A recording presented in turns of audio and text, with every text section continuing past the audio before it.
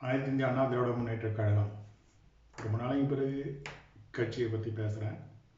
அது நம்ம கடலூர் மாவட்டம், மேபி விழுப்புரம் மாவட்டம் மட்டும் ஃபோக்கஸ் பண்ணி ஏதாவது கவனம் செலுத்தி பேசணும்னு நினைக்கிறேன். காரணம், நம்ம தொண்டர்கள் இல்லை விசுவாசிகள் அல்லது என்ன சொல்கிறது, அதிமுக மேலே ஆர்வம் உள்ளவர்கள்லாம் என்கிட்ட கொஞ்சம் உரையாடல் இருக்கிறாங்க. அது சிலது நட்பான உரையாடல், சிலது கடாமுடான்னு உரையாடல்னு சொல்லலாம். நீங்கள் நான் அதை உரையாடலாகவே நினச்சிக்கிறேன். அவங்களுடைய கோபம், ஆதங்கம், பயம் எல்லாத்தையும் வெளிப்பாடாக சொல்லலாம். அவங்களுடைய ஆப்டிமிசம், அதாவது நம்பிக்கையும் சொல்லலாம் சில பேருக்கு. இதுக்கு முன்னாடி சொல்கிறேன், நான் வந்து சிங்கப்பூர் போகும்போது சில பேருக்கு சந்தித்தேன். நல்லவங்க. அவங்க சில கருத்தெல்லாம் சொன்னாங்க. சிலர் அப்போவே சொன்னாங்க, சிலர் அப்புறம் நான் சிங்கப்பூர் வந்த பிறகு சொன்னாங்க. அவங்களுக்கு தெரியும் நான் யாரை பற்றி பேசுகிறேன்னு. இப்போதைக்கு அவங்கள பற்றி சொல்ல வேணாம். அவங்க வந்து தப்பாக சொல்ல, அவங்க சொல்கிறதுலாம் நல்லது தான். ஏன் வீணா அதிமுகவை போட்டு கடுமையாக விமர்சிக்கிறீங்க சில பேரை, தலைவர்களை. இல்லை நாசுக்கப்பாங்க சீட்டு வாங்கிட்டு ஜெயிக்கலாம், நீங்கள் தான் கொஞ்சம் ஒத்து போனோம் அப்படிலாம் சொன்னாங்க. எப்படி வளைஞ்சு போங்கன்ற மாதிரி. சிலதெல்லாம் கருத்து ஏற்றுக்கிறேன். நான் எல்லாத்தையும் அப்படியே ஏற்றுக்கிறது கிடையாது. இதுதான் அதை நினச்சி பார்ப்பேன், நல்லா தான் ஏற்றுப்பேன். இப்போ அவங்கள்ட்ட அவங்க உட்பட சில பேரில் என்ன சொன்னாங்கன்னா, இப்போ நான் வந்து பழனிசாமி முதலமைச்சர் ஆக போகிறதில்ல அப்படின்னா, அவதான் முதலமைச்சர் எதனா முதலமைச்சர் ஆக போகிறதில்ல, மந்திரியாக கூட ஆக போகிறதில்ல. ஏன் அப்படின்னாக்கா, நான் வந்து எனக்கு ஒன்றும் பழனிசாமி மேலே ஒன்றும் தனிப்பட்ட விரோதம் கிடையாது. அவன் எனக்கு எதுவும் செய்ய போகிறதில்ல, செய்ய மாட்டான், செய்ய வேண்டிய அவசியமே கிடையாது. காரணம் என்னென்னா, ஒரு எலெக்ஷனை தோற்று திரும்ப ஜெயிக்கிறதுக்கு, ஒரு பவுன்ஸ் பேக் ஆகிறதுக்கு நிறைய திறமை வேணும். ஏன் ஒரு எலெக்ஷன் தோத்துட்டு திரும்ப ஜெயிக்கிறதே பெரிய கஷ்டமான விஷயம்.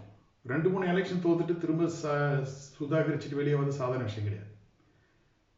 இப்போ பழனிசாமி பண்ணுற விஷயம் என்னென்னா, பையன் ஒருத்தன் இருக்கிறான் மிதுன்னு, இப்போ தான் தெரிஞ்சுக்கிட்டேன்.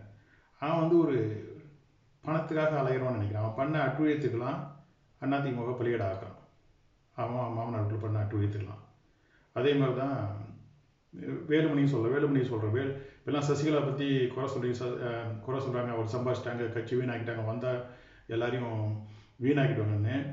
சசிகலா வந்து அவங்க எவ்வளோ உழைச்சிருக்கிறாங்க, அடிபட்டுருக்காங்க, அவமானப்பட்டிருக்காங்க. அந்த குடும்பம் நல்ல குடும்பம். நிறைய விஷயத்தில் அவங்க குடும்பத்து மேலே எதுவும் குறை சொல்ல மாட்டேன். முக்கியமாக ஜெயலலிதா அதிமுக வரும்போது அந்த குடும்பத்து மேலே குறை சொல்லவே மாட்டேன் நான். அவங்க குடும்பத்தில் யார் மேலேயும். ரைட், என்னோட அப்படி மாற்றி பேசுகிறேன் சொல்ல, அது உண்மை. ஜெயலலிதாவுக்கு ஏதாச்சும் இடையூறு வந்திருக்கலாம், அவங்களாலனாக்கா அவங்கள அறியாத செய்தி தவறாக இருக்கலாம். ஆனால் உண்மையாக நம்பிக்கை துரோகம் கிடையாது. நம்பிக்கை துரோகம் பற்றி அவர் பேசுகிறேன்.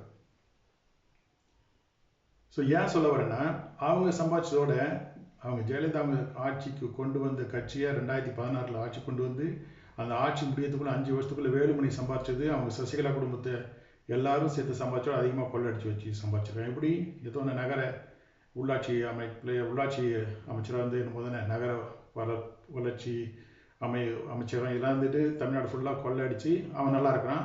தமிழ்நாட்டுக்கு எல்லா நகரங்களும் வீணாக போச்சு அவனால். ரைட், ஏன் இதான் சொல்கிறேன். நம்ம குடும்ப அரசியலை பற்றி பேசுகிறோம். குடும்ப அரசியலில் வந்து எனக்கு எதிர்ப்பு கிடையாது. நான் வந்து முழு மனசாக நான் வந்து ராகுல் காந்தி ஆதரிக்கிறேன். அந்த குடும்பத்துக்காக கிடையாது, அவனுடைய திறமைக்காக. அந்த குடும்பத்தில் வரதுக்காக அவனை வந்து உதாசீனப்படுத்த முடியாது. ராகுல் காந்தி நல்ல தலைவர், அவரை மனசார வரவேற்கிறேன். அவர் முதல்ல பிரதம மந்திரி ஆவார். அது மட்டும் இல்லை, அரசியலும் நிறைய சரி செய்ய போனார் இந்திய அரசியல். அதனால் அவரை குடும்ப அரசியலுக்கு எதிர்ப்பானவங்க கிடையாது.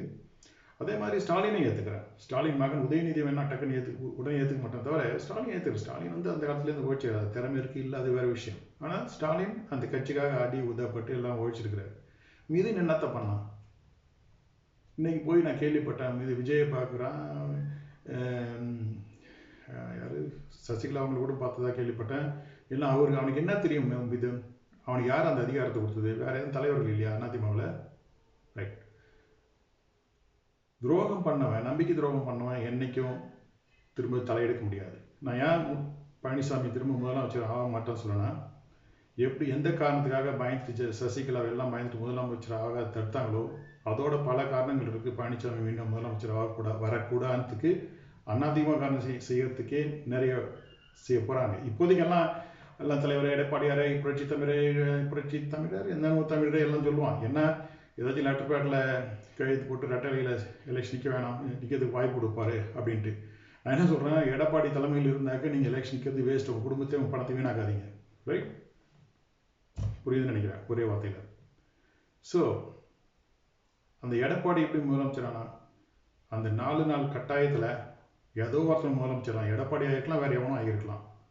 ஆனால் சசிகலா வந்து ஜெயிலுக்கு போக வேண்டிய நேரம், அந்த இக்கட்டான நிலைமை, செங்கோட்டையும் ஏற்றுக்கல, இன்னும் வேறு யாரும் ஏற்றுக்கல. சரி எவனோ ஒருத்தங்கிட்ட கொடுத்துப்போம், கட்சி ஒழுங்காக அந்த போதுன்னு எல்லாம் நினச்சிது. அப்படி வந்தவன் தான் பயணித்தாங்க. அதுக்கு பிறகு அவனுடைய துரோகம், அவனுடைய முட்டாள்தனம் உங்களுக்கு எல்லாம் தெரியும். ஸோ பணம் மட்டும் போதாது, விவேகம், துணிச்சல், முற்போக்கு சிந்தனையெல்லாம் இருக்கணும். ஜெயலலிதா அவங்களை நினச்சி பாருங்கள், எத்தனை பேரை காலி பண்ணாங்கன்னு.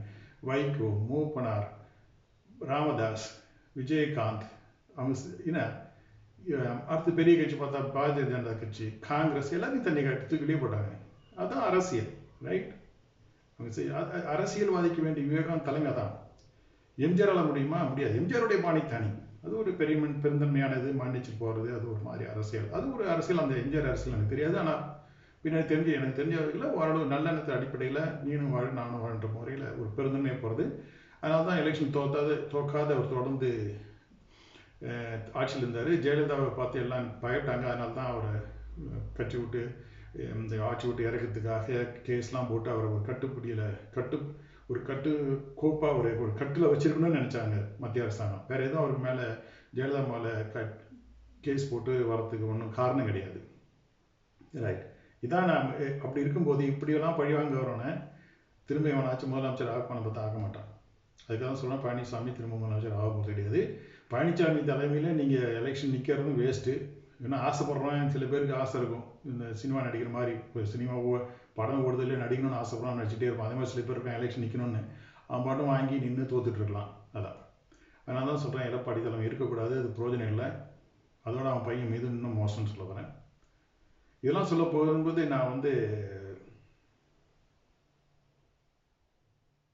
நான் பேச வந்தது கடலூர் அரசியல் தான். சில பேர் சொன்னாங்க, இப்போ எப்படி எழுச்சியாக இருக்க, எல்லாம் ஜெயிச்சுவோம் அப்படின்ட்டு. எடப்பாடி வந்த போது எவ்வளோ அட்டகாசமாக இருக்குது அப்படின்ட்டு. சரி, அது வந்து சந்தேகமே கிடையாது. பண்ருட்டியில் பயங்கர எழுச்சி இருந்தது, நல்லா இருந்தது.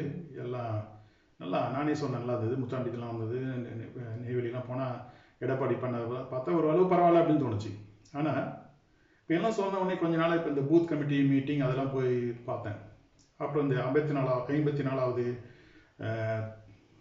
விழாவை, கட்சி துவக்கின விழா, அதுக்கான விழாலாம் நடந்தது. அப்படி பார்க்கும்போது பண்ருட்டியில் வந்து நடந்த கூட்டத்தை பார்த்தேன். அது சம்பத்து தலைமையில் நடக்குது. ஒருத்தர் சொன்னார், சம்பத்து கட்சி வீணாக்கலையான்னு. நான் வந்து சிவி சண்முகம் வந்து கடலூரில் தலையிட்டு அதிமுக வீணாக்குறான் அப்படின்னு சொன்னப்போ, கடலூரில் அது சம்பத்து வீணாக்கலையான்னு. சம்பத்து வீணாக்குன்னு குடிச்சிடறவங்க தான் அதிகம். அது அப்புறம் வருவோம். அது இனிமேல் அந்த மீட்டிங் பார்த்தாக்க சம்பத்து பேசுனது கேட்டேன். எல்லாம் நான் வந்து ஃபஸ்ட்டு அதுக்கு காது கொடுத்து கேட்கல. எல்லாம் மீட்டிங்கில் யாராக இருக்காங்கன்னு பார்த்தா அதில் முன்னாள் நகரமன்ற தலைவராக இருந்த பன்னீர்செல்வத்தை காணா, அப்புறம் முன்னாள் எம்எல்ஏ சத்யா பன்னீர்செல்வத்தில் காணா, அப்புறம் சரி என்னடா அதுன்னு திரும்ப யார்ட்டையும் மிஸ் பண்ணிட்டு பார்த்தா அவனுக்கு காணாம். அப்புறம் பேச்சை கவனித்து பார்த்தா எனக்கு புரியல. எல்லாம் ஒரே இங்கிலீஷில், அப்படியே உயர்ந்த இங்கிலீஷில் சம்பத்து பேசுகிறாரு. எனக்கே புரியல. எனக்கு ஏன்னா லண்டனில் நிறைய பேருக்கு இங்கிலீஷ் தெரியாது. லண்டனில் இங்கிலீஷ் தெரியாத நிறைய பேர் இருக்கிறான். ஆனால் பண்ருட்டில் எல்லாம் மெத்தப்படுத்தவர், எல்லா மக்களுக்கெல்லாம் இங்கிலீஷ்லாம் எல்லாம் இலக்கியவாதிகள் எல்லாருக்கும் புரியும். அதனால தான் சம்பத் அப்படியே இங்கிலீஷ்லேயே பேசினார்னு நினைக்கிறேன். பண்ருட்டி வந்து நான் இங்கிலீஷ் கற்றுக்கிறேன். சரி, எல்லாம் முடித்தானுங்க, எல்லாம் தட்டுறானுங்க, கை தட்டணும்னு போனாங்க.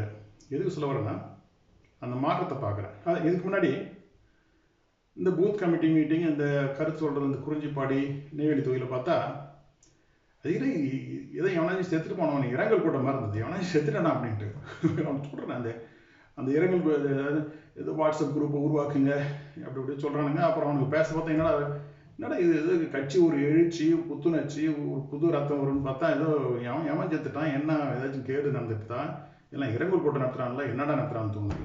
அப்படி தான் இருக்குது குறிஞ்சிப்பாடி நெய்வேலி தொகுதியெல்லாம் பார்க்கும்போது. ரைட்?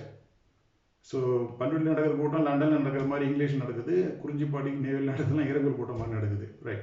சம்பத்தை பற்றி கேட்டாங்க. சம்பத்து என்ன சொல்கிறது, சம்பத்து அரசியல் வாழ்க்கை, அவங்க குடும்பத்து அரசியல் வாழ்க்கைக்கு அவங்க நன்றி உணர்வாக இருக்க வேண்டியது சசிகலா குடும்பத்துக்கு தான்.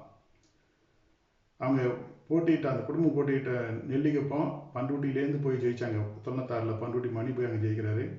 2006 சபாராஜன் போய் ஜெயிக்கிறாரு. கூட்டணியில் இருந்தால் கூட அங்கே சம்பத் அப்போ போட்டியிடாத போனாலும் அங்கே நெய்வேலியில் போய் சபாராஜன் ஜெயிக்கிறாரு. 2001 சம்பத் எம்எல்ஏ இருந்தார். ஆனால் 2006 சீட்டு கிடைக்கல. அப்படின்னா அந்த யோகியதை தெரிஞ்சிருக்கும். அப்புறம் எல்லாம் கலைஞ்சு போன உடனே அப்புறம் ஏதோ சசிகலா கை காலில் வந்து எப்படியோ மாவட்ட செயலர் ஆனாங்க. அப்புறம் நான் சொல்லக்கூடாது, கடலூரில் போட்டிட்டு அப்புறம் அலையில் மந்திரியாக வந்தது. அப்புறம் ஆடாத ஆட்டம் கிடையாது. என்ன சொல்லணும்னா அந்த நெல்லிப்பத்தை ஓடிச்சுட்டு கடைசியில் 2016 அவர் ஜெயிக்கிறதுக்கு காரணம் முக்கியமாக ஐயப்பன் தான். இப்போ இருக்காருல்ல திமுக எம்எல்ஏ, அவரை கூட கொண்டு வந்து அந்த 2011 எலெக்ஷனை ஜெயித்த பிறகு அந்த இடைக்காலத்தில் ஐயப்பனை கூட்டு வந்து அவர் அந்த திமுக மேலே இந்த தலைவர் வந்து சேர்ந்தான்னு நினைக்கிறேன். அவர் உதவியால் தான் 2016 சம்பத் ஜெயிச்சது. இல்லைன்னா ஜெயிச்சிட முடியாது. இல்லைன்னா நினச்சி பாருங்கள், ஐயப்பன் வந்து அதிமுக வராரு, திரும்ப போயிட்டு இவன் 10 வருஷம் மந்திரியாக இருந்தவனை தோக்கடிக்கிறாரு திமுக கட்சி மாதிரி. அப்படின்னா எந்த அளவுக்கு மோசமாக அந்த கடலூர் தொகுதி வச்சுருப்பான்னு பாருங்கள். இன்னொன்று, குறிஞ்சிப்பாடி தொகுதியில் ஒரு வேட்பாளர் மறந்துட்டான், கலைச்சலோன்னா அது யாருன்னு ஏதோ ஒரு பேர். குறிஞ்சிப்பாடியில் நல்ல தேர்தலில் அவனை வேட்பாளர் அறிவித்தவனை வீணாக்கி, அறிவித்ததா இல்லை அறிவித்து முன்னதே வீணாக்கி அங்கே செல்வி ராமானுஜத்தை கொண்டு வந்து அந்த குறிஞ்சிப்பாடியிலையும் வீணாக்குனாங்க. ரைட், இது மாதிரி அட்டுவைகள்லாம் நடந்தது 2021 நினைக்கிறேன். அது நான் சொல்கிறது. அப்புறம் இவங்கெல்லாம் என்ன கூட்டணி வச்சுக்கிறது, சி விஷ்ணு இவங்கெல்லாம் வந்து என்னென்ன கூட்டணி வச்சுக்கிறது, அவங்க தேவையில்லாமல் கூட்டணியை பாதிக்கிற கூட்டணியை வச்சு பாமக கூட கூட்டணி வச்சு நம்ம ஊரில் நம்ம மாவட்டத்தை அவங்களுக்கு கொடுத்துறது. இது மாதிரி ஒழிக்கிறது தான். எனவே நெல்லிப்பூ ஒழிச்சான் சம்பத்து, அப்புறமே கடலூர் ஒழிச்சான், இப்போ வந்து பன்றில் ஒழிச்சிட்டு இருக்கிறான்னு நினைக்கிறேன். காரணம் என்னென்னா, பழனிசாமி வரும்போது அந்த கூட்டத்தை ரொம்ப சிறப்பாக நடத்துறதுக்கு உறுதுணையாக இருந்தவங்க பன்னீர்செல்வமும் சத்யா பன்னீர்செல்வமும். இவங்க நகரமன்ற தலைவராக வந்திருக்காங்க, எம்எல்ஏ வந்திருக்காங்க. அவங்க மேலே நல்லது கெட்டதெல்லாம் விட்டுருங்க, எல்லார் மேலேயும் குறை இருக்குது. அதெல்லாம் திரும்ப திரும்ப சொல்லியிருக்கேன். அவர் பன்னீர்செல்வம் வந்து திமுக ஆட்சியிலே அப்போ நிறைய அப்போல்லாம் வந்து நகரமன்ற தேர்தலில் வந்து கவுன்சிலர் தேர்ந்தெடுக்கணும், நிறைய மெஜாரிட்டி இருந்தாலும் அந்த திமுக ஆட்சி அராஜகம் பண்ணி அப்போல்லாம் பன்னீர்செல்வம் அவங்க எல்லாம் மந்திரி வந்து திமுக எம்எல்ஏ திமுகவுக்கு அதை மாற்றினாங்க நினைட்டாங்க. பன்னீர்செல்வத்தை தோக்கடிச்சாங்க வேணுனே, உள்கட்சிக்காரன்னு சேர்ந்து. அப்புறம் திரும்ப மக்கள் ஓட்டு போடும்போது தான் அவர் திரும்ப எம்எல்ஏ வந்ததுன்னு நினைக்கிறேன், நகரமன்ற செயலாளர் வந்ததுன்னு நினைக்கிறேன். இல்லை கவுன்சிலர் வந்து ஏதோ ஒன்று திரும்ப அண்ணாதிமுக ஆட்சியில் திரும்ப அவர் பண்ருட்டி நகரமன்ற தலைவராக வந்தார். எதுக்கு சொல்லுவாங்கன்னா, திமுக ஆட்சியிலே செல்வாக்கு இருந்த பண்ருட்டி, அதிமுக செல்வாக்கு இருந்த பண்ருட்டின்னு சொல்லுவாங்க திமுக ஆட்சியிலே. அது எப்படி இந்த அளவுக்கு குட்டிச்சராயிருக்காங்கன்னா, இவங்க 2016 இவங்க அம்மா ஜெயிச்சாங்க, ஆட்சி வச்சாங்க ஜெயலலிதா. இவன் அப்புறம் செத்துட்டாங்க. அப்புறம் உள்ளாட்சி தேர்தல் நடந்தது. அப்போ பண்ருட்டி ஒன்றியத்தில் யார் ஜெயிச்சது? இவன் சம்பத் மாவட்ட செயலாளர். பண்ருட்டி ஒன்றியத்தில் பாலமுருகன் ஜெயிக்கிறான், சபா பாலமுருகன், திமுககாரன், ஒன்றிய சேர்மனாக வரான். நம்ம சிலம்பதாம்பேட்டை பெருமாள் மாவட்ட பிரதிநிதியா, மாவட்ட கவுன்சிலர், அவன் எலெக்ஷனை வந்து டிக்ளேர் பண்ணாத, அவனே சொன்னது, டிக்ளேர் பண்ண வச்சிருக்கும் போது நல்லவனா கேட்டோன்னா பழனிசாமி கூட்டுக்கா என்ன இந்த இது நான் டிக்ளேர் பண்ணாத இருக்கணுன்னே இவன் சம்பவம் தூங்கி எழுந்து பண்ணுறான் போல் இருக்குது. அவனுக்கு தெரியல என்னன்றதுன்னு. இல்லாமல் பெருமாள் ஜெயிக்கூடாது நினச்சானான்னு தெரியல, அவனை பற்றி கவலைப்படலை போட்டிருக்கு, ஏன் பண்ருட்டிலேருந்து ஒரு ஜெயிக்கணும்னு நினச்சானான்னு தெரியல. அப்புறம் அவன் சொன்ன பிறகு அப்புறம் அந்த எலெக்ஷனை டிக்ளேர் பண்ணாங்க. ஜெயிச்சவனே தோக்கதான் மாற்றுறதுக்கு முயற்சி பண்ணாங்க நம்ம ஆட்சியிலே. அப்படி நடந்தது. இவன் மாவட்ட செயலாளர், மந்திரி சம்பத். இன்னைக்கு சொல்லக்கூடாது, இதே சிலம்பநாதன் பெருமாள் என்ன டாக்டர் அரசியல் தெரியாது, எனக்கு அரசியல் தெரியாது, அதை பற்றி கவலைப்படாத பெருமாள், நீ வந்து எல்லாம் நீ ஒத்து வச்சு போகிற, நீ ஒரு கட்சிக்காரன், உனக்கு எந்த ஆப்பட்டமும் இது என்ன சொல்கிறது, உனக்கு கோஷ்டி கிடையாது, எனக்கு கோஷ்டி கிடையாது, நீ அவனையும் தட்டி கேட்க மாட்டேன், நம்ம தட்டி கேட்குறான், அவ்வளோதான். காரணம் என்னென்னா, நீங்களாம் நல்லா இருக்கணும், திரும்ப அதிமுக வரணும்னு சொல்கிறேன். நான் சொல்கிற கருத்து என்னென்னா, எப்படி திமுக ஆட்சியிலே வலிமையாக இருந்த அதிமுகவை பண்ருட்டி தொகுதியில் அதிமுக ஆட்சியிலேயே ஒழிச்சவன் சம்பத்னு சொல்ல வரேன். இதுக்காக 4 பேர் இருக்கிறான். பண்ருட்டி தொகுதியிலேருந்து நெய்வேலி தொகுதியிலேருந்து அவன் காலடி பிடிச்சின்னு புரோக்கர் வேலை வச்சுன்னு பெரிய தலைவர் ஃபோட்டோ வச்சுக்கிட்டு நிற்கிறவங்களாம் இருக்கிறானோ, மானம் கட்டவங்க. அதை பற்றிலாம் எனக்கு கவலை கிடையாது. ஆனால் வந்து கட்சியை கடலூர் மாவட்டத்தில் மட்டும் இல்லை, அவனுக்கு ஏதாவது ஒன்மன்னு நினைக்கிறேன். இவனுக்கு என்ன நினைக்கிறாங்கன்னா, கொள்ளடிக்க வேண்டியது, அந்த பணத்தை செலவு பண்ணி ஜெயிச்சுக்கலாம்னு நினைக்க வேண்டியது. அப்படி முடியாது. சரி, வேற எங்கேயாச்சும் கொள்ளை அடிச்சு நான் உன் தொகுதிக்கான ஒழுங்காக வச்சிருந்தா நீ உன் தொகுதிலாம் ஜெயிக்கலாமா? அது ஜெயிக்கலையே. இன்னைக்கு சி வி சண்முகம் சம்பத்துலாம் சொல்கிறானுங்க பாரதிய ஜனதா கட்சி கூட்டணின்னு தோத்தோம். ஏன்டா நீங்களாம் மந்திரியாக இருந்தவனுங்க, நீங்கள் ஏன்னா உங்கள் தொகுதியில் தொகுதி ஜெயிக்கிறது துப்பு இல்லை? நீங்களாம் வந்து 10 வருஷம் 15 வருஷம் அங்கே எம்எல்ஏவோ மந்திரியாக இருக்கணும். உங்களுக்கு அவங்க தொகுதியில் ஜெயிக்க துப்பு இல்லைன்னா மீதி வேற ஏன் குறை சொல்கிறீங்க? கூட்டணி ஏன் குறை சொல்கிறீங்க? அந்த கூட்டணிக்கெல்லாம் ஒத்துழைச்சு போனவனும் நீ தானே மந்திரியெல்லாம் இந்த எல்லாம் ஒழுங்காக எல்லாம் முடிவு எடுத்துக்கணுங்க. இதுதான் பல காரணங்கள் சொல்கிறேன். அதான் சொல்கிறேன், பழனிசாமி வரும்போது ஒற்றுமையாக இருந்த வலிமையாக இருந்த பண்ருட்டி தொகுதி அந்த கூட்டத்தை பார்த்து, அந்த 2 மாதம் நடக்கும்போது அதே நகரமன்றத்தில் நடக்கிற கூட்டத்தை பார்த்தாக்க எவ்வளோ பிளவுபட்டு இருக்குன்னு சொல்லுது. சில பேர் பதவி வாங்கிக்கின்னு உண்மையாக உழைக்கிறவனை காலி பண்ணணும்னு நினைக்கிறதால தான் கட்சி அழிஞ்சு போகுது. ஆகவே பழனிசாமி வந்து இது மாதிரி ஆளுங்கள்லாம் சீட்டு கொடுத்தான்னு வச்சுக்க, கட்சி தேராது. அதாவது மக்கள் ஓட்டு போட ரெடியாக இருக்காங்க. அந்த மக்கள் ஓட்டை வாங்கி அதை வெற்றிக்கு கொண்டு போக பழனிசாமியால் முடியும்னா முடியாது. பழனிசாமி முதலமைச்சராக வரணும்னு நிறைய அதிமுககாரன் மீதி கட்சிக்காரன் நினைக்கிறானா? கிடையாது. அதனால பழனிசாமி சகாப்தம் முடிஞ்சது. அவன் எம்எல்ஏவான், அவன் தொகுதியில் எப்பயும் அது சேலம் பக்கத்துலாம் அது சேவல் சன்னத்திலே நின்ன தொகுதி, ஜெயிச்ச தொகுதி. அதை பற்றி முதல்ல சொல்லியிருக்கிறேன். இதான் நான் சொல்கிறதுக்கு காரணம். நான் சொல்லியிருக்கேன் யார் அதிமுகவை கடலூர் மாவட்டத்தில் ஒழிக்கிறானுங்கன்ட்டு. நீங்கள் ரொம்ப இதே ரொம்ப மேலே போயிட்டுதே. இதை பற்றி அப்புறம் பேசுவோம். ஓகே.